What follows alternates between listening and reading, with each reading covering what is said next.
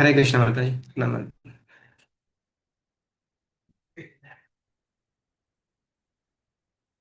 హరే కృష్ణ అండి. కొంచెం పక్కన కొంచెం సౌండ్స్ అవి ఇవి ఉన్నాయి. మ్యాక్సిమం లేకుండా ఉండడానికి ప్రయత్నం చేస్తాను. అలాగే నా వాయిస్ ఏదైనా బ్రేక్ అయితే మెసేజ్ చేయండి చాట్ బాక్స్లో. వేరే చోట ఉండడం వల్ల వీడియో ఆన్ చేసుకోవడానికి కూడా నెట్ సరిగ్గా సపోర్ట్ చేయట్లేదు. So we can actually revive.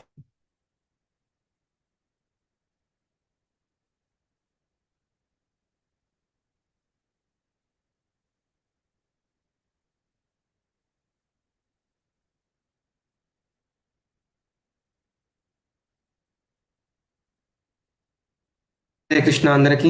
ISKCON Shri Shri Radha Govinda ఆలయం, మ్యాంగ్లూరు, కర్ణాటక వారి తరఫున 18 రోజుల్లో భగవద్గీత అవగాహన క్లాసులకి అందరికీ కూడా స్వాగతం. ముందుగా గురు ప్రణామాలు. ఓం అజ్ఞానతిమిరాంధస్య జ్ఞానాంజనశలాకయా చక్షురున్మిళితం येन తస్మై శ్రీగురవే నమః. శ్రీచైతన్యమనోభీష్టం స్థాపితం येन భూతలే స్వయం రూప కదా మహ్యం దదాతి స్వపదాంతికం.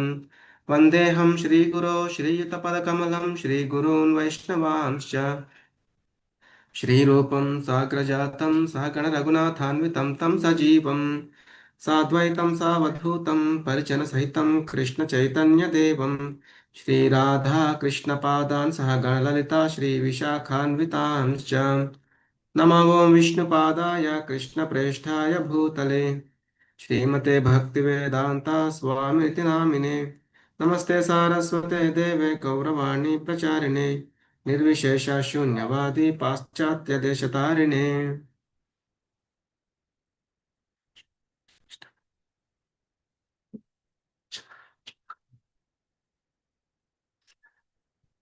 हे कृष्ण करुणा सिंधो दीनबंधो जगत्पते गोपेश गोपिका कांता राधा कांत नमोस्तुते।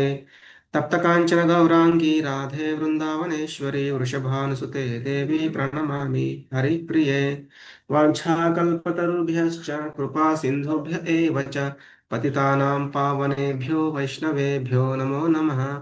जय श्री कृष्ण चैतन्य प्रभु नित्यानंद श्री अद्वैत गदाधर श्रीवासादि गौर भक्त वृंदा। हरे कृष्णा कृष्णा कृष्णा हरे हरे हरे राम राम राम हरे हरे। हरे कृष्णा कृष्णा कृष्णा हरे हरे हरे राम राम राम हरे हरे।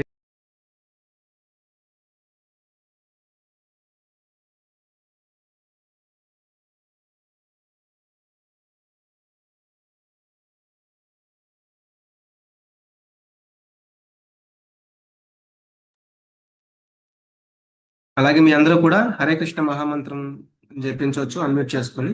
ఒక 1 మినిట్ అందరూ ఆ మంత్రాన్ని జపిస్తూ ఉండండి. హరే కృష్ణ.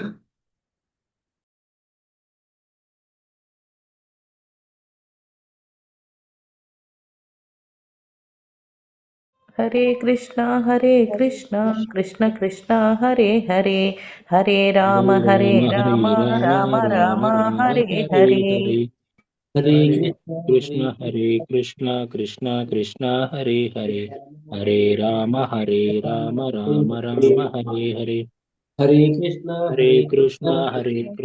कृष्ण कृष्ण हरे हरे हरे राम राम राम हरे हरे हरे हरे हरे कृष्ण कृष्ण हरे हरे हरे राम राम राम हरे हरे हरे कृष्ण हरे कृष्ण कृष्ण कृष्ण कृष्ण कृष्ण कृष्ण हरे हरे हरे हरे हरे हरे राम राम राम राम हरे हरे हरे कृष्ण कृष्ण कृष्ण हरे हरे हरे राम राम राम हरे हरे। हरे कृष्ण प्रभु जी।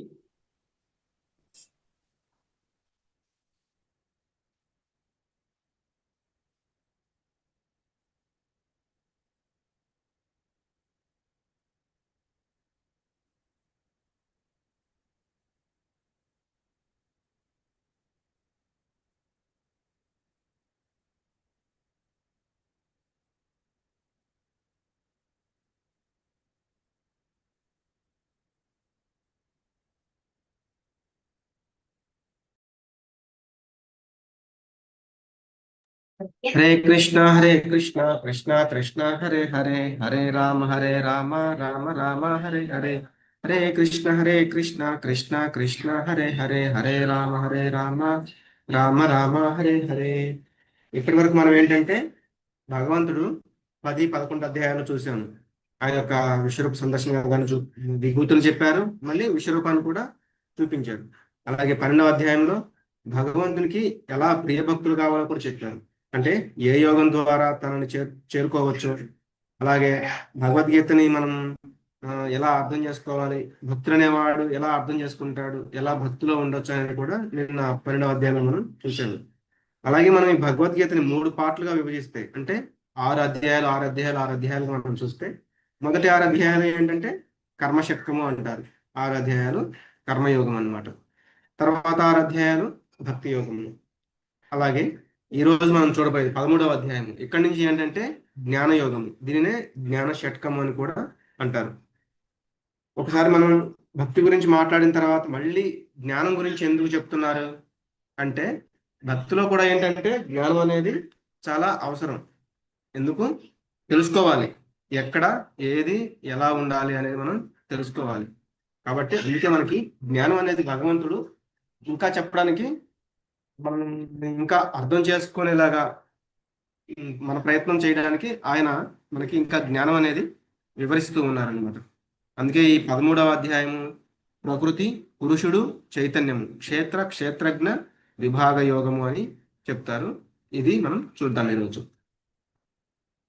అర్జున ఉవాచ ప్రకృతిం పురుషం చైవ క్షేత్రం క్షేత్రజ్ఞమేవ చ ఏతద్వేదితుమిచ్ఛామి జ్ఞానం జ్ఞేయం చ కేశవ.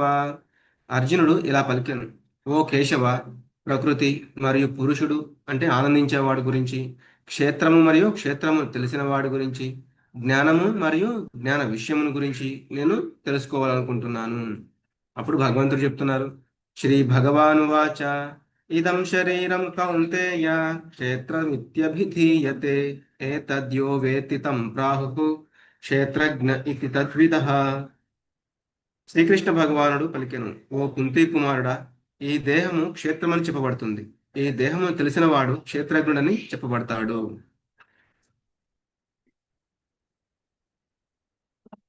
హరే కృష్ణ.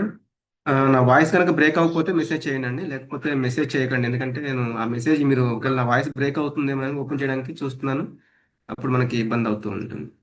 ఇక్కడ అర్జునుడే కొన్ని ప్రశ్నలు అడగడం చూస్తున్నాము. అవి ఏంటి అంటే అంటే మీరు ఇందాక చూసిన దాంట్లో మొదటి శ్లోకంలో అనమాట.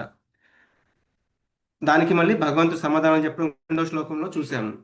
దాన్ని వివరంగా చెప్పడం తర్వాత చూస్తాము. ముందు ఏంటి అర్జునుడు అడిగిన ప్రశ్నలు, ఈ ప్రకృతి అంటే ఏమిటి, దానికి భగవంతుడి యొక్క సమాధానం భౌతిక ప్రకృతి. అలాగే అర్జున ప్రశ్న, పురుషుడు అంటే ఆనందించే వాళ్ళు అంటే ఎవరు, దానికి సమాధానం ఏంటి, పరమాత్మ. అలాగే ఇంకొక ప్రశ్న క్షేత్రం, దానికి ఆన్సరు దేహము. తర్వాత క్షేత్రజ్ఞుడు అంటే ఎవరంటే దేహాన్ని తెలిసిన వాడు అనమాట. అలాగే 5వ ప్రశ్న జ్ఞానం, ఆ జ్ఞానం అంటే ఏంటి, భగవంతుడు చెప్తున్నారు శరీరాన్ని మరియు దానిని తెలిసిన వాడిని అర్థం చేసుకోవడం అంటే ఆ నిజమైన జ్ఞానాన్ని తెలుసుకోవడం. అలాగే జ్ఞాన విషయం అంటే పరమాత్మను తెలుసుకోవడం మాత్రమే, దీనినే జ్ఞేయం అని కూడా అంటారు. జ్ఞానం అంటే జ్ఞేయం అనమాట, అంటే నిజమైన జ్ఞాన విషయాన్ని మనం తెలుసుకోవడం. దానికి అది సమాధానం చెప్పడం జరిగింది. ఇప్పుడు మళ్ళీ వాటిల్లో కూడా ఒక్కొక్క దాని గురించి భగవంతుడు వివరిస్తారు. క్షేత్రజ్ఞం చాపి మాం విద్ధి సర్వక్షేత్రేషు భారత క్షేత్రజ్ఞయో జ్ఞానం యత్తజ్ఞానం మతం మమ. ఓ భరతవంశీయుడా, అన్ని దేహాలలో నేను కూడా క్షేత్రజ్ఞుడనని నీవు తెలుసుకొనవలెను. అంటే మనం తీసుకుంటున్న ఈ దేహాలన్నింటిలో కూడా భగవంతుడు క్షేత్రజ్ఞుడని మనం తెలుసుకోవాలి. ఈ శరీరాన్ని మరియు దానిని తెలిసిన వాడిని అర్థం చేసుకున్నట్టే జ్ఞానం అంటారు. అంటే ఈ దేహం అంటే ఏంటి, అలాగే దానిని తెలిసిన వాడు ఎవరు, అదే అర్థం చేసుకోవడం జ్ఞానం అనమాట. ఇది నా అభిప్రాయం. ఇక్కడ కూడా ఏం చెప్తున్నారు, మతం మమ యత్తజ్ఞానం మతం మమ అంటే అన్ని దేహాలలో ఆత్మతో పాటుగా నేను కూడా పరమాత్మ రూపంలో ఉంటాను అని తెలుసుకోవాలి నువ్వు అని చెప్తున్నారు. ఇక్కడ మనం ఈ ఫోటోలో చూడొచ్చు. ఇక్కడ మొదటి ఫోటోలో ఏం చెప్తున్నారంటే, అతని యొక్క చేతిలో సిగరెట్ ఉంది, అలాగే ఫోన్ మాట్లాడుతున్నారు. ఫోన్లో కూడా ఎవరితో మాట్లాడుతున్నారు, ఒక మహిళతో మాట్లాడుతూ ఉన్నాడు. అతను మేల్కొనే ఉన్నారు, అంటే జాగృతి స్టేజ్ అంటారనమాట. ఇందులో జీవుడికి తెలుసు అతను సిగరెట్ తాగుతున్నారు, మహిళతో మాట్లాడుతున్నారు. అలాగే పరమాత్మ, ఇప్పుడు మనం ఇక్కడ చూస్తే ఈ దేహంలో ఇక్కడ చూస్తే ఈయన జీవాత్మ, ఈయన పరమాత్మ, ఇద్దరికీ తెలుసు అనమాట అక్కడ ఏం జరుగుతుంది అనేది. మనం తర్వాత ఫోటోలో చూస్తే, ఈ ఫోటోలో ఈ ఫోటోలో చూస్తే స్వప్నావస్థ అనమాట. అతను నిద్రపోతున్నారు, కానీ పరిపూర్ణంగా నిద్రపోలే, ఏదో కొంత ఆలోచనలో ఉన్నారు. అతని శరీరం మాత్రం నిద్రిస్తూ ఉందన్నమాట. అంటే మనసేమో పనిచేస్తూ ఉంది.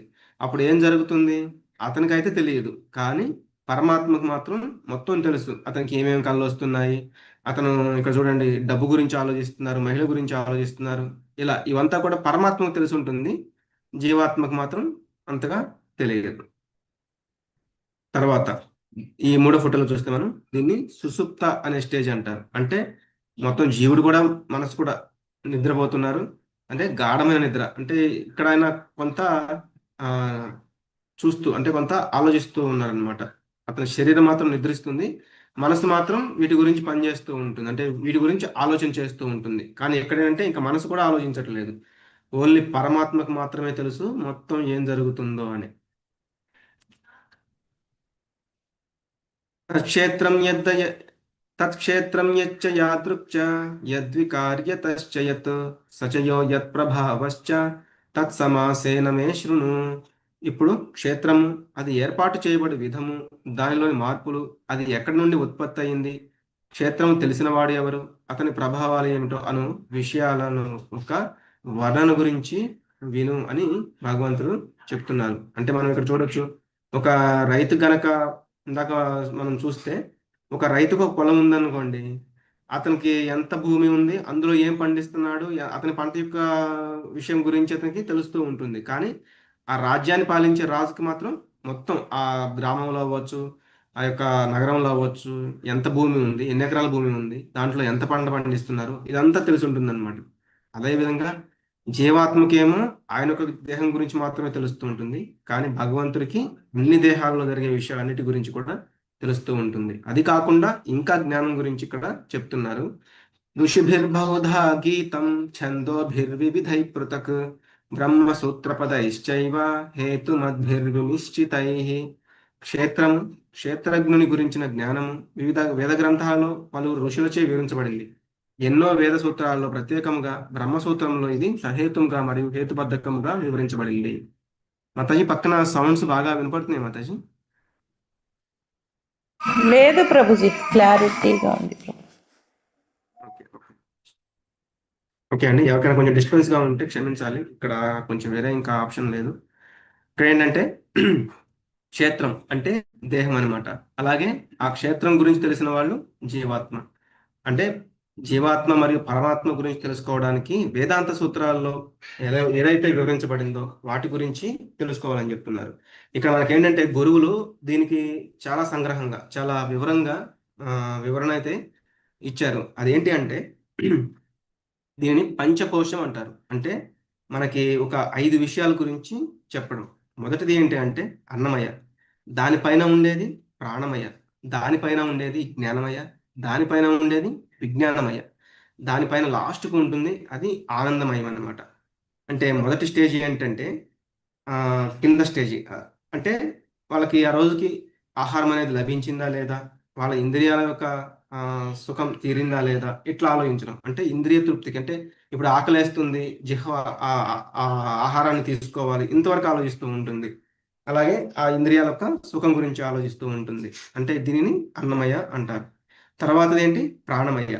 ఇదేంటంటే ఈరోజు తిండి దొరికింది ఓకే, కానీ రేపటి గురించి కూడా ఆలోచించాలి. అంటే రేపటికి కూడా మన ప్రాణం నిలబడాలి, కాబట్టి ఆ ప్రాణం కాపాడుకోవాలంటే రేపటికి కూడా ఆహారం కావాలి. అలాగే నలుగురితో మనం ఉండాలి, ఇట్లా ఆలోచిస్తూ ఉంటాం, మనసుతో పనిచేస్తూ ఉండడం, పనిచేసి రేపటి గురించి ఆలోచించడం, ఇదన్నమాట ప్రాణమయ. అంటే మనం ప్రాణాన్ని నిలుపుకుంటూ ఉండడం. మూడవ దానిపైన వస్తుంది ఏంటి అంటే మనోమయ లేదా జ్ఞానమయ అంటారు దీనిని. ఇక్కడ ఏంటంటే బుద్ధిని కూడా ఉపయోగించి పనిచేస్తూ ఉండడం.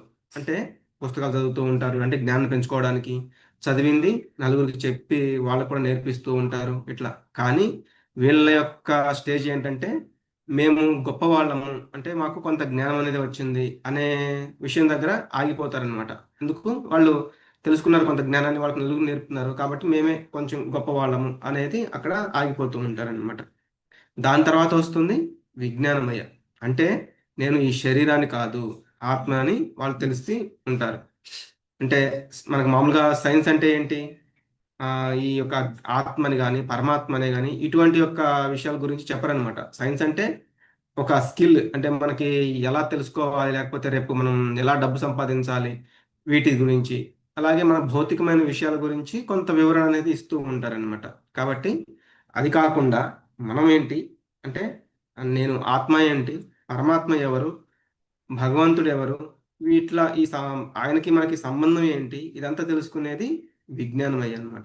అది ఎప్పుడైతే తెలుసుకుంటారో అప్పుడు నెక్స్ట్ స్టేజ్ అంటే ఆనందమయ్య అనే స్టేజ్కి చేరుకోగలుగుతారు. భగవంతుడితో ప్రేమ కోరుతూ ఆనందంగా ఎప్- ఉండడం అనమాట. అంటే ఎప్పుడైతే ఆ విజ్ఞానమయ్య అనే స్టేజ్కి వెళ్తారో, అంటే నాలుగో స్టేజ్ ఉంది కదా విజ్ఞానమయ్య అనే స్టేజ్, ఎప్పుడైతే దానికి వెళ్తారో కొంచెం లేట్ అయినా అవ్వచ్చు, కంపల్సరిగా ఈ ఆనందమయ్య అనే ఈ స్టేజ్కి కూడా చేరుకోగలుగుతారనమాట. కాబట్టి జ్ఞానమయ అనేసి చేరుకున్నా కూడా మూడో స్టేజ్ ఉంది కదా జ్ఞానమయ అనేది, ఆ స్టేజ్ కనుక చేరుకున్నా కూడా విజ్ఞానమయ అనే స్టేజ్కి రావచ్చు రాకపోవచ్చు. ఎందుకు, వాళ్ళు జ్ఞానం తెలుసుకున్నారు, నలుగురికి చెప్తూ ఉన్నారు తప్ప వాళ్ళు విజ్ఞానం అంటే ఇంకా ముందుకు వెళ్ళలేకపోవచ్చు. మళ్ళీ ప్రాణమయానో అన్నమయానో ఆ స్టేజ్కి పడిపోవచ్చు అనమాట. కానీ విజ్ఞానమయ అని ఎవరైతే తెలుసుకున్నారో విజ్ఞానమయ అనే స్టేజ్ని, వాళ్ళు ఆ ఆనందాన్ని కూడా భగవంతునితో ఉంటూ భగవంతుని ప్రేమలో ఉంటూ ఆ ఆనందాన్ని కూడా వాళ్ళు పొందగలుగుతారు. దీనినే పంచకోశం అని కూడా చెప్తారు. ఇంకా మహాభూతాన్యహంకారో బుద్ధిరవ్యక్తమేవ చ ఇంద్రియాణి దశైకం చ పంచచేంద్రియ గోచరాః ఇచ్ఛాద్వేష సుఖం దుఃఖం సంఘాతశ్చేతనా ధృతిః ఏతత్ క్షేత్రం సమాసేన సవికారముదాహృతం. పంచమహాభూతములు, మిథ్యాహంకారము, బుద్ధి, అవ్యక్తము, దశ ఇంద్రియములు అంటే 5 జ్ఞానేంద్రియములు, 5 కర్మేంద్రియములు, మనస్సు మరియు 5 ఇంద్రియ గ్రాహ్య విషయముల, మరియు కోరిక, ద్వేషము, సుఖము, దుఃఖము, మొత్తం జీవలక్షణాలు మరియు నమ్మకాలు, ఇవన్నీ కూడా సంగ్రహంగా క్షేత్రము అంటే దేహం అన్నమాట. దాని అంత ప్రక్రియలుగాను భావించబడతాయి. అంటే పంచమహాభూతాలు అంటే ఏవి, భూమి, నీరు, అగ్ని, వాయువు, ఆకాశము. అలాగే జ్ఞానేంద్రియాలు మనకి చెవులు, కళ్ళు, నాలుక, చర్మము మరియు ముక్కు. అలాగే మన కర్మేంద్రియాలు అంటే మనం వీటితో పనిచేస్తూ ఉంటాం కదా, కంఠము, చేతులు, కాళ్ళు, జననాంగములు మరియు గుదము. అలాగే ఇంద్రియార్థాలు అంటే భూమికేమో గంధము, ఆ, నీరుకేమో రుచి, అగ్నికేమో రూపము, వాయువేమో స్పర్శ, ఆకాశమేమో శబ్దం అనమాట. అలాగే సూక్ష్మ అంశాలు ఏంటి, మనసు, బుద్ధి, అహంకారం. అలాగే ఈ 24వ అంశము మహత్తత్వం అంటారు. అంటే ఈ ప్రకృతి భౌతిక శక్తి యొక్క ఆదిమ స్వరూపము. ఈ 24 అంశాలు గురించి ఇక్కడ మనం, అంటే మన శరీరంలో ఈ 24 ఈ మూలకాలతో నిర్మించబడిందే మన యొక్క క్షేత్రం అంటే మన దేహం అన్నమాట. అలాగే జ్ఞానం యొక్క అంశములు మనకి ఇందాక చెప్పింది క్షేత్రంలో ఉండే అంశాల గురించి. అలాగే మనం జ్ఞానం, నిజమైన జ్ఞానాన్ని తెలుసుకోవాలంటే ఈ యొక్క కొన్ని అంశాలు ఇక్కడ చెప్తున్నారు. అంటే వినయం, ఇవి మనకి 8 నుంచి 12 శ్లోకాల యొక్క సమ్మరీ అన్నమాట. వినయం అంటే నేను గొప్పవాడిని అనే అహంకారం అనేది ఉండకూడదు, గర్వం లేకుండా ఉండాలి, అహింస, అన్ని భూతాలని సమానంగా చూస్తూ ఉండాలి, ఓర్పు అనేది కలిగి ఉండాలి, సరళత, చాలా ఉదారంగా ఉండాలి, మంచి ఆధ్యాత్మిక గురువుని ఆశ్రయించాలి. అందుకే మనం చూసాము తద్విద్ధి ప్రణిపాతేనా అని. ఎందుకు మనకి ఆధ్యాత్మిక గురువు అనేది చాలా ఇంపార్టెంట్. అంటే మనం పుట్టేటప్పుడు మనకి గురువు ఉండకపోవచ్చు కానీ మనకి ఆ దేహం త్యజించే లోపు మనకి గురువు అనేవారు ఉండాలన్నమాట. అలాగే పరిశుభ్రత, అంటే బాహ్యంగా శుభ్రత అంటే ఏంటి, మనం రోజు స్నానం చేస్తూ ఉంటాము.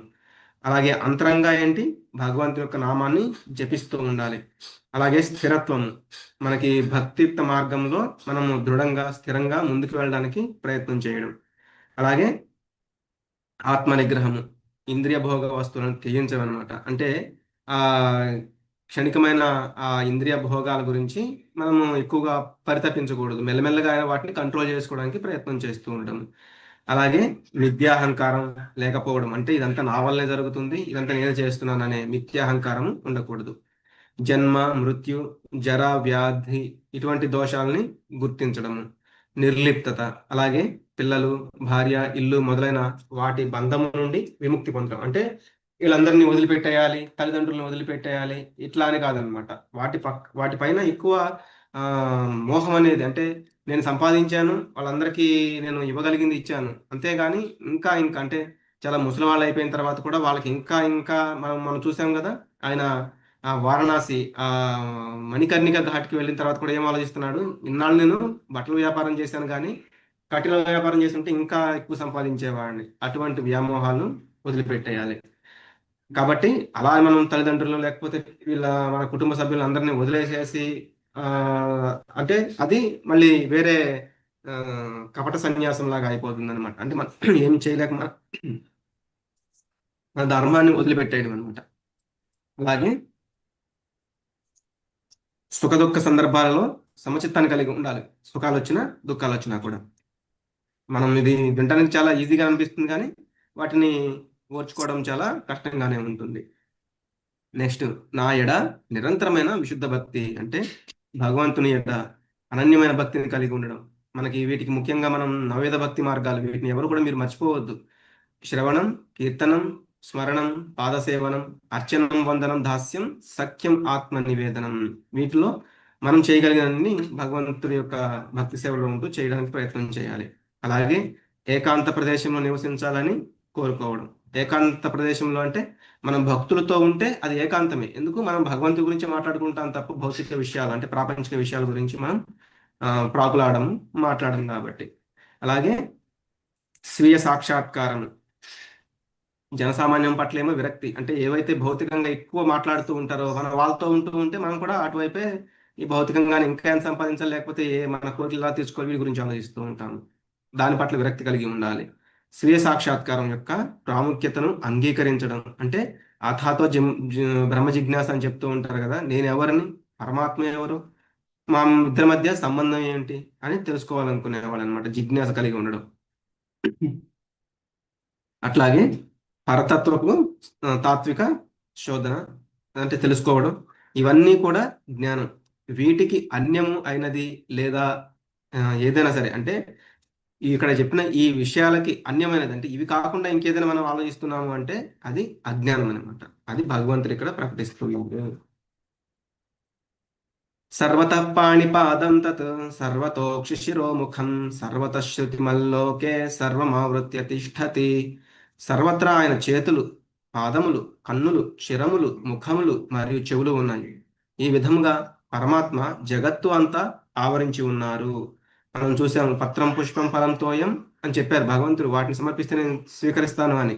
మరి ఆయన అన్ని చోట్ల కూడా ఉన్నారు. పరమాత్మ రూపంలో జగత్తంతా కూడా ఆవరించి ఉన్నారు. ఆయన యొక్క పాదాలు, కళ్ళు, శరములు మనం విశ్వరూప సందర్శన యోగంలో కూడా చూసాము, మొత్తం కూడా ఆయన ఆవరించి ఉన్నారు. సర్వేంద్రియ గుణాభాసం సర్వేంద్రియ వివర్జితం అసక్తం సర్వభృచ్చైవ నిర్గుణం గుణభోక్తృచ.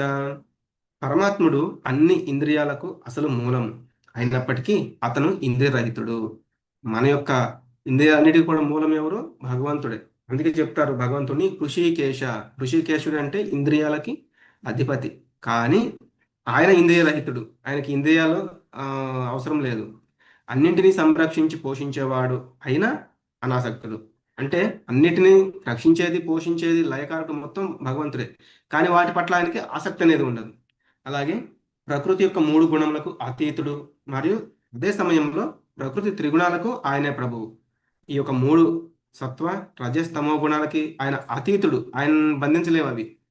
కానీ ఆ సమయం అంటే అదే సమయంలో మళ్ళీ ఆ ప్రకృతి త్రిగుణాలకు మళ్ళీ ప్రభువు ఎవరు అంటే, వాటిని సృష్టించింది ఎవరు అంటే మళ్ళీ అది కూడా భగవంతుడే అనమాట. అంటే మనం అనుకుంటాము కళ్ళ వల్ల అన్నీ నేను చూస్తున్నాను, కానీ భగవంతుడు అక్కడ లైట్ వేయకపోతే ఆ వస్తువు మీద మనకు కనిపించవు అవి. అంటే మనకి కళ్ళు ఉన్నా కూడా అవి మనకి ఉపయోగపడవు. అట్లాగే ప్రతి ఒక్క ఇంద్రియానికి మూలం భగవంతుడే. ఆయన అందుకే హృషికేశుడు అని చెప్తారు. బహిరంతశ్చ భూతానాం అచరం చరమేవ చ సూక్ష్మత్వాత్ తదవిజ్ఞేయం దూరస్థం చాంతికే చ తత్. పరమ పురుషుడు కదిలే మరియు కదలలేని ప్రతి జీవుని బయట లోపల ఉన్నాడు. అందుకే చరం అచరం అంటే కదిలేవి కదలనివి అన్నిట్లో కూడా భగవంతుడు ఉన్నాడు. లోపల అంటే ఆ వస్తువుల లోపల ఉన్నారు, అలాగే బయట కూడా ఉన్నాడు. ఇంకా అతి సూక్ష్మంగా ఉన్నందున అంటే ఆయన చాలా చాలా చిన్నవాడు. అందుకే అణోరణీయాంశమనుస్మరేద్య అని చెప్తారు. ఆయన చిన్న కంటే చిన్న సూక్ష్మ రూపంలో అంటే ఎందుకంటే మనం చీమను చూస్తే చీమలో కూడా ఆయన ఉన్నాడు. ఎందుకంటే ఆయన జీవులన్నింటిలో కూడా ఉన్నారని చెప్పారు. కాబట్టి మరి చీమలో కూడా ఆయన ఉన్నారు అంత చిన్నగా. అందుకే మనకి టెలిస్కోపు, మైక్రోస్కోపు వీటిల్లో ఆయన కనిపించకపోయేసరికి లేడు అని అంటూ ఉంటారు. అతను చూడడానికి లేదా తెలుసుకోవడానికి భౌతిక ఇంద్రియాల శక్తికి మించినవాడు. అంటే మనం తెలుసుకోలేము. ఇందాక చెప్పినట్లుగా మన కళ్ళాయన్ని చూడలేవు.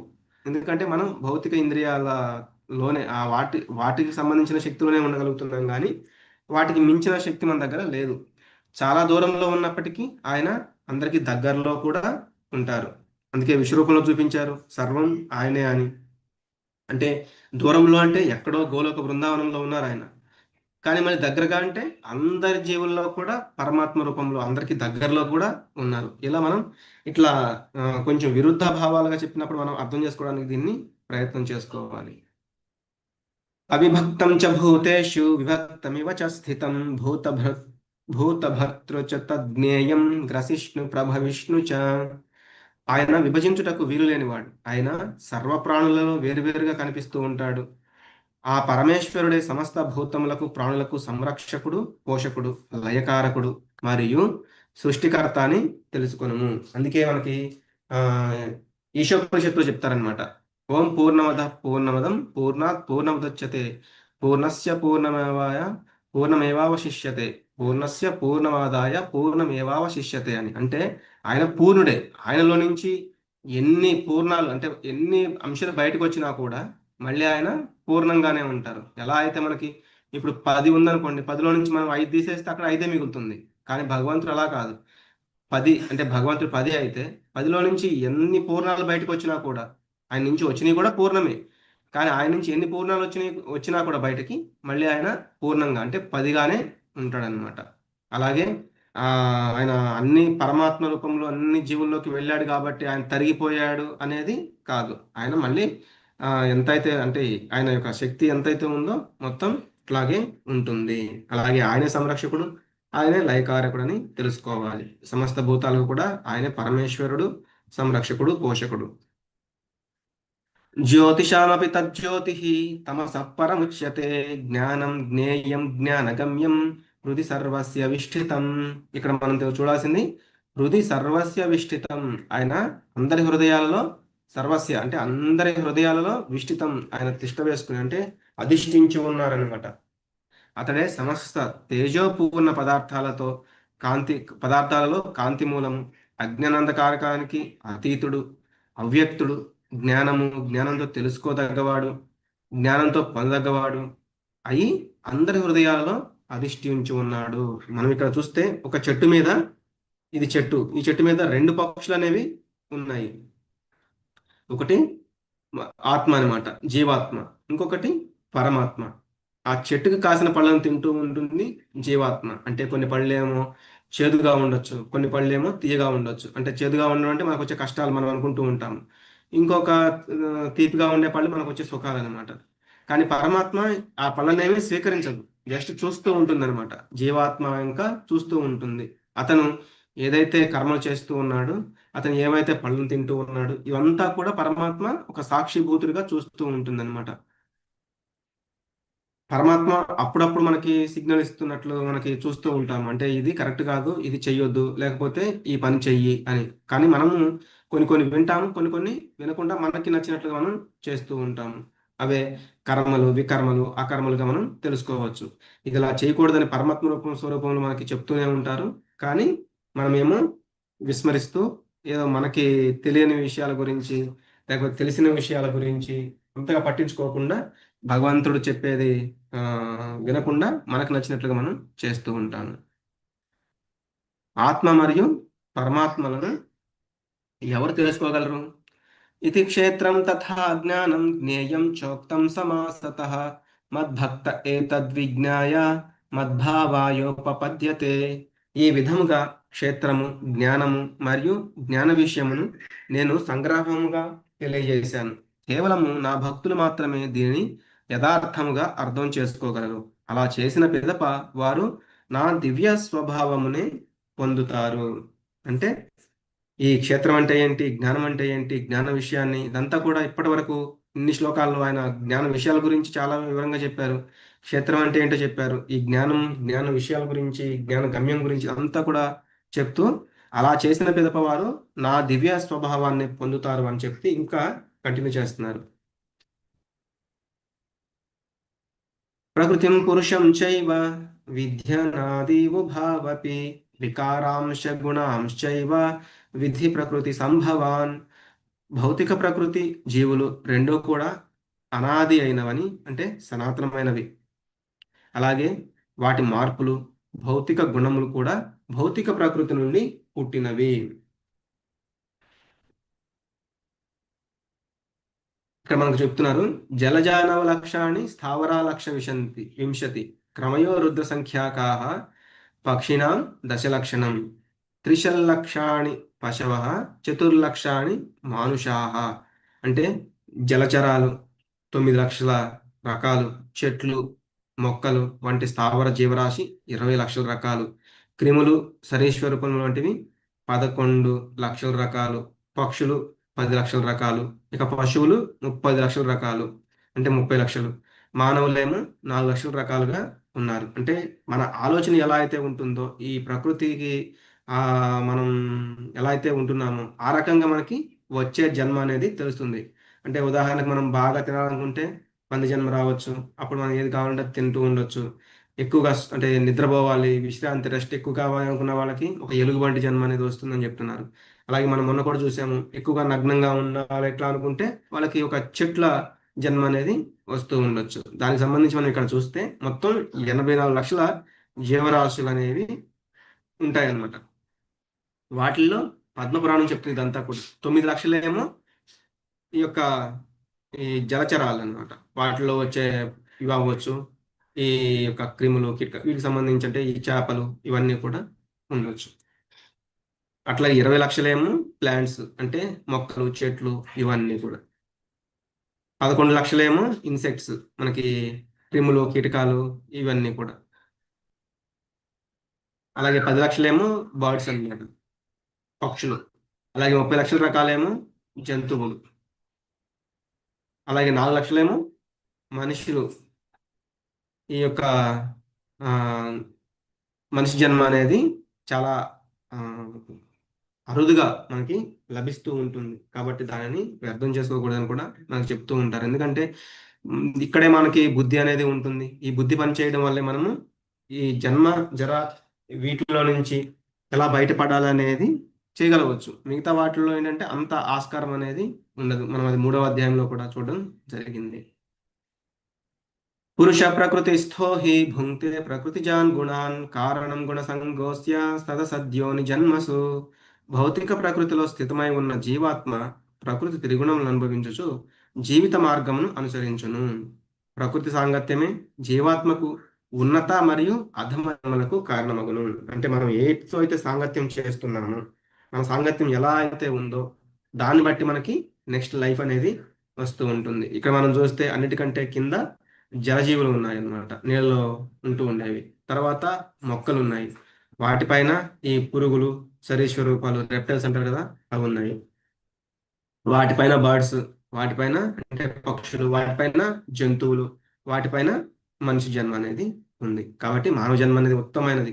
అక్కడ నుంచి కావాలంటే మనం భగవంతుడి దగ్గరికి వెళ్ళొచ్చు, లేకపోతే స్వర్గలోకాలకు వెళ్ళొచ్చు, లేదా మళ్ళీ ఈ అధమలోకాలకు పతనం చెందుతూ ఉండొచ్చు, లేకపోతే జంతువులని జన్మ, ఇంకా పక్షులని, ఇటువంటి వాటికి సంబంధించిన జన్మలు మనం తీసుకుంటూ ఉండొచ్చు. ఉపద్రష్టానుమంతా చ భర్త భోక్త మహేశ్వర పరమాత్మేతి చాప్యుక్తో దేహేస్మిన్ పురుష పరః. దేహములోనే ఆ సర్వోన్నత భగవానుడు కూడా ఉంటాడు. ఆయన సర్వసాక్షి, సర్వ నియామకుడు, ధరించి పోషించేవాడు, అలౌకిక భోక్త, సర్వోత్కృష్ట అధికారి మరియు పరమాత్మ అని చెప్పబడతాడు. మనకి ఆయన ఇంతకుముందు మనం చూసాము, ప్రతి ఒక్క దేహంలో కూడా సర్వోత్తమైన భగవానుడు కూడా పరమాత్మ రూపంలో ఉంటారు. ఆయనే సర్వసాక్షి. అంటే ఈ జీవుడు చేసే అన్ని కర్మలకి కూడా ఆయన సాక్షిభూతుడు, సర్వ నియామకుడు. అంటే మనం చేసుకున్న దాన్ని బట్టి మనల్ని ఎక్కడ నెక్స్ట్ లైఫ్ ఇవ్వాలనేది నియంత్రించేది నియామకుడు ఆయనే. అలాగే మనల్ని ధరించి పోషించేవాడు ఆయనే. అలౌకికమైన భోక్త, అలాగే సర్వోత్కృష్ట అధికారి మరియు పరమాత్మ అని చెప్పబడతారు. య ఏవం వేత్తి పురుషం ప్రకృతిం చ గుణైః సహ సర్వథా వర్తమానోపి న స భూయోభిజాయతే. ప్రకృతి, జీవాత్మ మరియు ప్రకృతి త్రిగుణముల మధ్య సహచర్యముల గురించి యథార్థమును అర్థం చేసుకున్నవారు మళ్ళీ ఇక్కడ పుట్టరు. వారి ప్రస్తుత పరిస్థితి ఎలా ఉన్నా వారు విముక్తి చేయబడతారు. ఇప్పటి వరకు మనకి ఈ అధ్యాయంలో చెప్తూ ఉన్నారు ప్రకృతి అంటే ఏంటి, ఈ జీవాత్మ అంటే ఏంటి, ఈ ప్రకృతి యొక్క త్రిగుణాల మధ్య ఉండే సహచర్యం గురించి ఎవరైతే తెలుసుకున్నారో, ఎవరైతే అర్థం చేసుకున్నారో, ఎందుకంటే వాళ్ళు మళ్ళీ దీనిలోనికి రావడానికి ఆసక్తి చూపించరు అనమాట. ఇందాక మనం అది కూడా చూసాము, అనాసక్తి అని ఈ భౌతికమైన విషయాల పట్ల. మళ్ళీ ఇక్కడ వాళ్ళు పుట్టరు.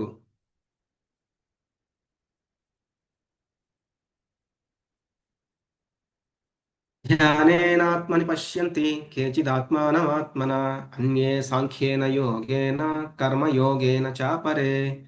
కొందరు ధ్యానం ద్వారా తమ హృదయంలో ఉన్న పరమాత్మను దర్శించడానికి ప్రయత్నిస్తారు. అంటే ఇక్కడ మనకి కొన్ని మార్గాల గురించి ఇక్కడ చెప్తున్నారు.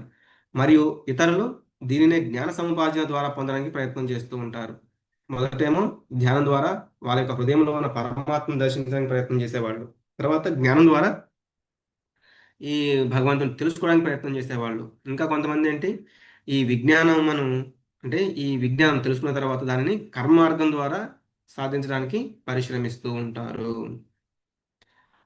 అన్యేత్వేవమజానంతః శ్రుత్వాన్యేభ్య ఉపాసతే తేపి చాతి తరంత్యేవ మృత్యుం శృతిపరాయణాః. ఇంకా కొందరు ఈ ఆధ్యాత్మిక మార్గముల గురించి తెలియని వారు వాటి గురించి వేరే వారి దగ్గర విని ఆ సర్వోన్నత భగవానుని ఆరాధించడం మొదలు పెడతారు. ఇలా భక్తితో మహాత్ముల దగ్గర శ్రవణం చేయటం చేత వారు కూడా క్రమక్రమంగా ఈ జనన మరణ సంసారాన్ని దాటగలుగుతారు. మనందరం ఏంటి, జిజ్ఞాసులు అని చెప్తారు. ఎందుకు? మనం భగవంతుడి గురించి వినడానికి ప్రయత్నం చేస్తూ ఉన్నాం, భగవంతుడి గురించి తెలుసుకోవడానికి ప్రయత్నం చేస్తూ ఉన్నాం. అలాగే మొన్న కూడా చూసాం, మనం భాగవతంలో వస్తుంది, దేవహూతి కపిల ముని నుండి తెలుసుకోవడానికి ప్రయత్నం చేసింది. అలాగే పరీక్షిత్ మహారాజు సుఖదేవ గోస్వామి నుండి ఆయన ఆ భగవంతుని యొక్క జ్ఞానం గురించి తెలుసుకోవడానికి ప్రయత్నం చేస్తూ ఉన్నారు. అలాగే నైమిషారణ్యంలోని శౌనకాది ఋషులు అని చెప్తారనమాట. వాళ్ళు కూడా ఎప్పుడైతే సుఖదేవ గోస్వామి పరీక్షిత్ మహారాజు చెప్తున్నారో అక్కడ నారదుడు, వ్యాసుడు, అలాగే సూత గోస్వామి అని చెప్తారనమాట. ఆయన కూడా సూతముని, ఆయన కూడా వింటూ ఉన్నారు. అది విని ఆయన ఏం చేశారు, నైమిషారణ్యంలో కొంతమంది ఋషులకి ఆయన మళ్ళీ ఆ భాగవతాన్ని వివరించారనమాట. అలాగే మనం కూడా మన యొక్క ప్రయత్నం చేయాలి. ఎలా? ఇక్కడ వినమని చెప్తున్నారు.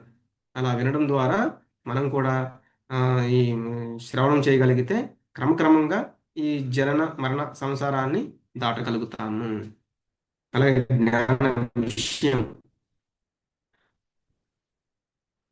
జ్ఞాన చక్షులు అనేది ఎలా చెప్తున్నారంటే, యావత్ సంజాయతే కించిత్ సత్వం స్థావర జంగమం క్షేత్రజ్ఞ సంయోగ తద్విధి భరతర్షభ.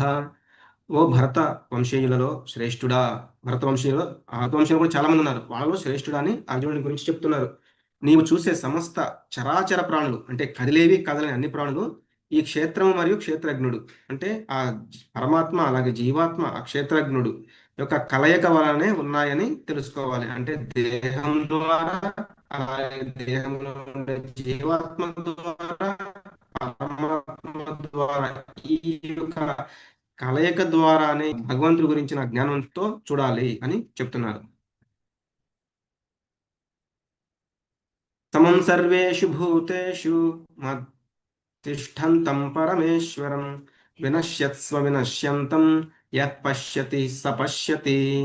సమస్త ప్రాణుల్లో వాటి ఆత్మతో పాటుగా ఉన్న పరమాత్మను చూసిన వాడే మరియు ఆ రెంటిని ఈ నశ్వరమైన శరీరంలో అనశ్వరమైన వాటిగా చూసిన వాడే నిజంగా చూసినట్టు. అంటే ఎవరైతే అందరినీ సమానంగా చూస్తూ ఉంటారో, అలాగే సమస్త ప్రాణులో ప్రతి ఒక్క జీవిలో కూడా, అంటే ప్రతి ఒక్క దేహంలో కూడా ఆత్మ ఉంది, ఆత్మతో పాటుగా పరమాత్మ కూడా ఉన్నాడు అని ఇక్కడ మనం ఒక దేహం చూస్తే ఆ దేహం అనేది నిద్రిస్తూ ఉండొచ్చు, కానీ జీవాత్మ ఆత్మ ఉన్నారు. వాటిని ఎవరైతే తెలుసుకుంటారో, మరియు ఆ రెండింటిని కూడా నశ్వరమైన శరీరం ఏంటి నశిస్తుంది, అలాగే అనశ్వరమైన వాటిగా, అనశ్వరమైనది ఏంటి నశించనిది ఏంటి జీవుడు అనమాట. అలాగే పరమాత్మ ఆ నశించే శరీరంలో నశించని వీళ్ళని ఎవరైతే ఉన్నది ఉన్నట్టుగా చూస్తున్నాడో వాడు యథార్థాన్ని సరిగా చూసినట్లుగా ఇక్కడ చెప్తున్నారు. సమం పశ్యన్ హి సర్వత్ర సమవస్థితమీశ్వరం నహి న్యస్యాత్మనాత్మానం తతో యాతి పరాం గతిం. సర్వత్రా సమముగా ఉన్న పరమాత్మను ప్రతి ప్రాణిలో చూసేవారు తమ మనస్సు చే తమను తామే దిగజార్చుకోరు. ఈ విధంగా వారు పరమపదమునకు చేరును. అంటే మనం 5వ అధ్యాయం చూసాము, విద్యా సంపన్నే బ్రాహ్మణే గవిహస్తిని. అంటే ఎవరైతే ఒక్క మాంసం తినే చండాలలోను వీళ్ళందరిలో కూడా పరమాత్మని ఎవరైతే దర్శిస్తూ ఉన్నారో వాళ్ళు వాళ్ళ యొక్క మనసు చేత తమను తామే దిగజార్చుకోరు. ఎందుకు? మనసు అటు ఇటు మనల్ని లాగేస్తూ ఉంటుంది, ఇంద్రియాల వైపు మళ్ళిస్తూ ఉండడానికి చూస్తూ ఉంటుంది. కాబట్టి ఆ పరమాత్మను చూసే వాళ్ళు వాళ్ళ మనస్సు ద్వారా వాళ్ళు మనసుని కంట్రోల్ చేసుకోగలుగుతారు. వాళ్ళు దిగజారిపోరు, అంటే పతనం చెందరు అనమాట. అలాగే ఈ విధంగా వాళ్ళు పరమపదము అంటే ఈ పదానికి, అంటే ఈ యొక్క లోకానికి అతీతంగా ఉన్నది, పరంగా ఉన్నది, అది భగవంతుడి ఈ యొక్క పదం అనమాట. దాన్ని చేరుకోగలుగుతారు అని చెప్తున్నారు. అందుకే మనకి బ్రహ్మం ఒక్కటే, పరబ్రహ్మం ఒక్కటే. అంటే అందరిలో ఉండే నిండార రాజు నిద్రించు నిద్రయే ఒకటే, అండనే బంటు నిద్ర అదియును ఒకటే. అంటే భగవంతుడు ఏంటి అందరికీ సమానంగానే కావాల్సినవి ఇస్తూనే ఉంటారు, వాళ్ళ యొక్క కోరికలను బట్టి వాళ్ళకి దేహాలను ఇస్తూ ఉంటారు. కాబట్టి అది మనం అర్థం చేసుకోవాలి. అనాదిత్వా నిర్గుణత్వాత్ పరమాత్మాయమవ్యయః శరీరస్థోపి కౌంతేయ న కరోతి న లిప్యతే. ఓ కుంతి తనయుడా, పరమాత్మ నాశనము లేనిది, అనాది అయినది, అంటే ఆది అనేది లేదు, భౌతిక లక్షణాలు ఏవీ లేదు. ఆ పరమాత్మకి భౌతిక లక్షణాలు ఏవి ఉండవు. దేహంలోనే స్థితమై ఉన్నా కూడా, అంటే దేహంలోనే ఉన్నా కూడా అది ఏమీ చేయదు, సాక్షిభూతులాగా చూస్తూ ఉంటుంది అంతే. మరియు భౌతిక శక్తి చే ఏమాత్రము కళంకితం కాదు. ఈ భౌతిక శక్తి చేత కూడా అది దానికి ఎటువంటి కళంకితం, అంటే పరమాత్మకి ఎటువంటి కళంకితం కూడా అంటుకోదు. యథా సర్వగతం సౌక్ష్మ్యాత్ ఆకాశం నోపలిప్యతే సర్వత్రావస్థితో దేహే తథాత్మానోపలిప్యతే. ఆకాశము సర్వత్రా వ్యాపించి ఉన్నప్పటికీ తన సూక్ష్మ స్వభావం కారణంగా దేనితోనూ కలియదు. అదేవిధంగా బ్రహ్మ భావములో నెలకొన్న ఆత్మ దేహంలో ఉన్నప్పటికీ ఆ దేహంతో కలియదు. ఎలా అయితే ఆకాశంలోని గాలి ప్రతి ఒక్క దాని నుంచి కూడా వీస్తూ ఉంటుంది, ఎలా సముద్రం పైనుంచి వీస్తుంది, భూమి పైనుంచి కూడా వీస్తూ ఉంటుంది, దుమ్ముని కూడా తీసుకెళ్తూ ఉంటుంది, అంటే దుమ్ము కలిసిపోతూ ఉంటుంది. కానీ గాలి అనేది దేనికి అతుక్కుని ఉండదు, ఎక్కడైతే కొంత దూరం తీసుకెళ్తుంది వదిలేస్తుంది, మొత్తాన్ని నీళ్ళనైనా వదిలేస్తుంది, దుమ్మునైనా వదిలేస్తుంది, దేనైనా కూడా వదిలేస్తుంది, దాంతో కలిసి ఉండదు, అంటే తాదాత్మ్యం చెంది ఉండదు అనమాట. అలాగే ఆత్మ కూడా దేహంలో ఉన్న దాంతో, అంటే ఆ దేహానికి అతుక్కుని ఉండదు. ఎందుకు? మళ్ళీ మళ్ళీ దేహాలని మార్చేస్తూ ఉంటుంది. ఎప్పుడైతే పాడైపోతాయో ముసలిమైపోతాయో అటువంటి దేహాలని మార్చేస్తూ ఉంటుంది. యథా ప్రకాశయత్యేకః కృత్స్నం లోకమిమం రవిః క్షేత్రం క్షేత్రీ తథా కృత్స్నం ప్రకాశయతి భారత.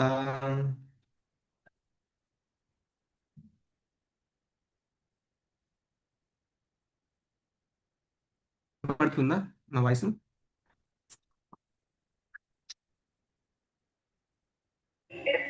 ప్రభుజీ వినిపిస్తుంది ప్రభుజీ. ఓకే ఓకే మంచి.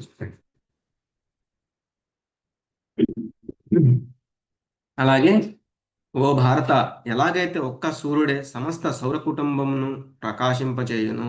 మనకి ఒక సూర్యుడే ఉన్నాడు ఈ సౌర కుటుంబంలో, కానీ సౌర కుటుంబం మొత్తాన్ని కూడా ఆయన ప్రకాశింపజేస్తూ ఉంటాడు. అలాగే ఒక్క ఆత్మయే మొత్తం శరీరాన్ని, అంటే చైతన్యంతో ఈ శరీరం మొత్తాన్ని కూడా ప్రకాశింపజేసేలాగా ఉంటుంది. మరి ఆత్మ ఉందా అనడానికి రుజువులేంటి? ఇక్కడ మంచి ఎగ్జాంపుల్ చెప్తున్నారు. సూర్యుడు మనకి చాలా కోట్ల కిలోమీటర్ల దూరంలో ఉన్నారనమాట. కానీ మనకి ఆయన నుంచి వచ్చే ఆ సూర్యరశ్మి చాలా త్వరగా, ఎగ్జాంపుల్గా 6-7 నిమిషాల్లో మనకి వచ్చేస్తుంది అనమాట. ఆయన దగ్గర నుంచి స్టార్ట్ అయిన సూర్యరశ్మి అనేది మనం చేరుకోవడానికి ఒక 6-7 నిమిషాలు. అంటే అంత దూరంగా ఉన్నా కూడా అది కూడా చాలా స్పీడ్గా ట్రావెల్ చేస్తారు కాబట్టి, అంటే అంత స్పీడ్గా ట్రావెల్ చేస్తుంది కాబట్టి ఆ కాంతి అనేది అంత త్వరగా వచ్చేస్తుంది అనమాట. అలాగే అక్కడ ఎక్కడ ఉన్నా కూడా వెలుగు మనకి అంతా కూడా ప్రసరిస్తూ ఉంటుంది. మన ఆత్మ కూడా ఏంటి, ఉన్నది అంతా చాలా చిన్నది. ఒక మన యొక్క కంటి రెప్ప పైన వెంట్రుకలో 10,000 వంతు మాత్రమే ఉంటుంది. అది కళ్ళకి కనిపించదు. మనకి ఎలక్ట్రానిక్, ఈ మైక్రోస్కోప్ వాటిలో కూడా కనిపించదు. అంత చిన్న పరిమాణంలో ఉంటుంది అనమాట. మరి మనకు అది ఎలా తెలుస్తుంది ఆత్మ అనేది ఉందా లేదా అనేది? అంటే చైతన్యం ద్వారా. సూర్యుడు ఎలా అయితే తన కాంతిని చాలా చాలా దూరాలకి ఆయన పంపిస్తూ ఉన్నారో, అలాగే ఆత్మ ద్వారా మనలో చైతన్యం అనేది కలుగుతూ ఉంటుంది. మనకు తెలుస్తుంది మనం కలగలుగుతున్నాం, చేయగలుగుతున్నాం కూడా ఆ యొక్క చైతన్యం ద్వారా, ఆ ఆత్మ ద్వారా అనమాట. కానీ ఆత్మ అనేది ఆ శరీరాన్ని కనుక, అప్పుడు ఆ బాడీ అయితే, అంటే ఆ చేతులు ఉన్నాయి, పని చేయదు అనమాట. ఎందుకు? చైతన్యం అనేది లేదు కాబట్టి. కాబట్టి మనం కేవలం ఈ యొక్క ఆధ్యాత్మిక జ్ఞానం ద్వారా మాత్రమే తెలుసుకోగలము ఆత్మ అంటే ఏమిటి, ఆ చైతన్యం అనేది ఎలా పనిచేస్తుంది మన బాడీలో అనేది అలా తెలుసుకోవచ్చు. భౌతికంగా మనం తెలుసుకోలేము. క్షేత్రజ్ఞయోరేవం అంతరం జ్ఞాన చక్షుషః భూత ప్రకృతి మోక్షం చ ఏ విదుర్యాంతి తే పరం. దేహము అంటే క్షేత్రమునకు, దేహము నెరుగు క్షేత్రజ్ఞునకు గల భేదమును జ్ఞానచక్షువులచే గమనించి, జ్ఞానచక్షువులు అంటే ఏంటంటే దివ్యమైన నేత్రాలు, అంటే ఆ జ్ఞానం ఉన్న చక్షువులతో గమనించి భౌతిక ప్రకృతి నుండి విముక్తి పొందే పద్ధతి తెలిసిన వారు పరమపదమును చేరుకుంటారు. ఎవరైతే ఈ తెలుసుకుంటారో వారు ఈ యొక్క మొత్తం, అంటే ఈ జన్మ మృత్యు జరా వ్యాధి అనే ఈ చక్రం నుండి బయటపడవచ్చు అని చెప్తున్నారు. గమ్యం అనేది చాలా ముఖ్యం. అందుకే మనం ఇక్కడ గమ్యం గురించి చూస్తున్నాం.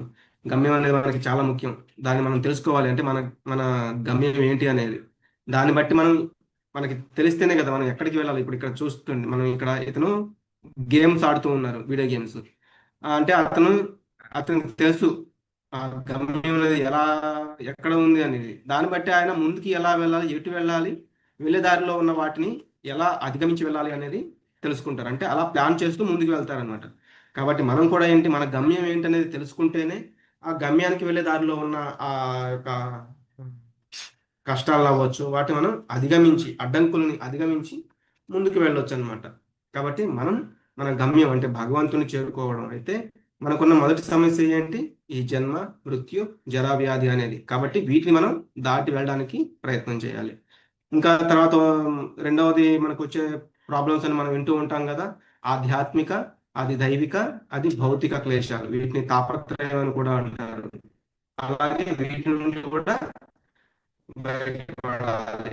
ఆధ్యాత్మిక అంటే మన మనసు ద్వారా వచ్చే కష్టాలు, అంటే మనమే ఎక్కువగా మనకు మనమే ఆలోచించేసుకుంటూ ఉంటాము, మనకు మనమే మదన పడుతూ ఉంటాము. ఇలా మనం అనుకుంటావలసింది, వాళ్ళు నన్ను ఇలా అన్నారు అని మనలో మనమే బాధపడుతూ ఉంటాం అనమాట.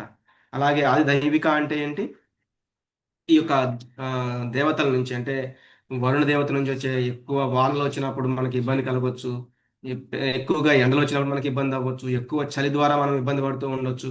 ఇట్లా అనమాట. ఏదో ఒక సునామీలు, ఇటువంటివన్నీ కూడా అది దైవికం, అంటే దైవాల నుంచి వచ్చే వాటి యొక్క క్లేశాలు అనమాట. అలాగే అది భౌతిక. ఈ భౌతికమైన క్లేశాలు ఏంటి, మనకి ఇతర జీవుల ద్వారా వచ్చాయి. ఒక కుక్క అరుస్తుంది, దాని ద్వారా మనం ఒక కష్టాన్ని అనుభవిస్తూ ఉంటాము. లేకపోతే ఎవరో ఒకళ్ళు మనల్ని ఇబ్బందులు పెడుతూ ఉంటారు, లేకపోతే తిడుతూ ఉంటారు. ఇటువంటివి అనమాట. మన తప్పేం లేకపోయినా మనం తిడుతూ ఇట్లా అనమాట. ఇవి ఇతర జీవుల నుంచి వచ్చేవి. కాబట్టి వాటిని కూడా మనం అధిగమించి ఆ పరమపదాన్ని చేరుకోవాలి.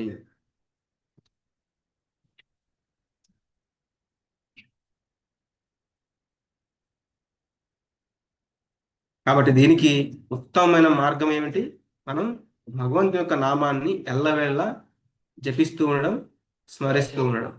అందుకే హరే కృష్ణ కృష్ణ కృష్ణ హరే హరే హరే రామ హరే రామ రామ హరే రామ రామ రామ రామ హరే హరే హరే హరే హరే హరే కృష్ణ కృష్ణ హరే కృష్ణ కృష్ణ కృష్ణ కృష్ణ కృష్ణ హరే హరే హరే హరే హరే హరే రామ రామ రామ హరే రామ హరే కృష్ణ రామ రామ హరే రామ రామ కృష్ణ హరే కృష్ణ హరే కృష్ణ హరే హరే హరే హరే కృష్ణ రామ హరే హరే కృష్ణ రామ రామ కృష్ణ రామ కృష్ణ హరే హరే హరే హరే హరే హరే కృష్ణ రామ హరే హరే కృష్ణ రామ కృష్ణ కృష్ణ రామ హరే రామ హరే హరే హరే హరే రామ హరే హరే రామ హరే రామ కృష్ణ హరే వందే హరే జగద్గురు కృష్ణ హరే హరే హరే రామ హరే రామ హరే రామ రామ రామ హరే రామ హరే హరే హరే హరే ఈ కృష్ణ నామాన్ని హరే మనం కృష్ణ ఎల్ల కృష్ణ వేళలా కృష్ణ కూడా హరే హరే హరే హరే జపిస్తూ స్మరిస్తూ ఉండడము, భగవంతుని యొక్క నామాన్ని ఎప్పుడు కూడా మర్చిపోకుండా ఉండడం, అంటే ఎల్లవేళలా అడుగుతూ ఉండడం, అలాగే మర్చిపోకుండా ఉండడం కూడా.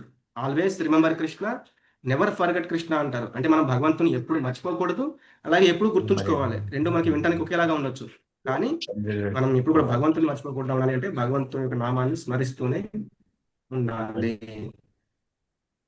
ఓకే, హరే కృష్ణ. మనం ఈరోజు క్లాస్ ఇక్కడ ఆపుదాము. రేపు 14వ అధ్యాయం. మనం ఈరోజు ఈ క్షేత్రజ్ఞ విభాగ యోగం గురించి చూసాము.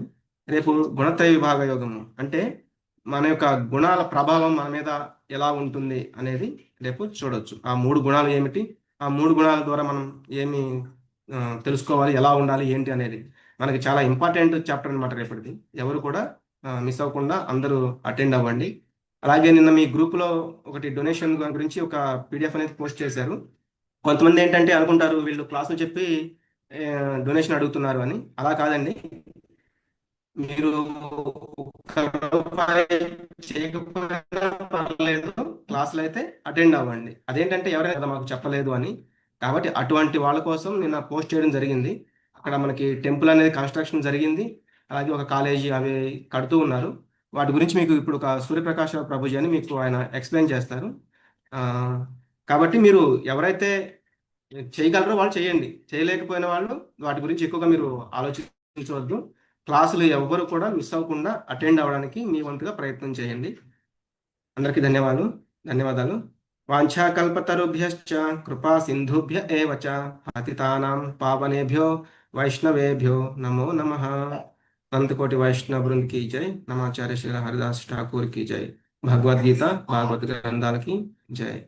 हरे कृष्ण महामंत्र की जय। हरे कृष्ण। माताजी प्रभुजी, ఈ రోజు చాప్టర్ కి సంబంధించి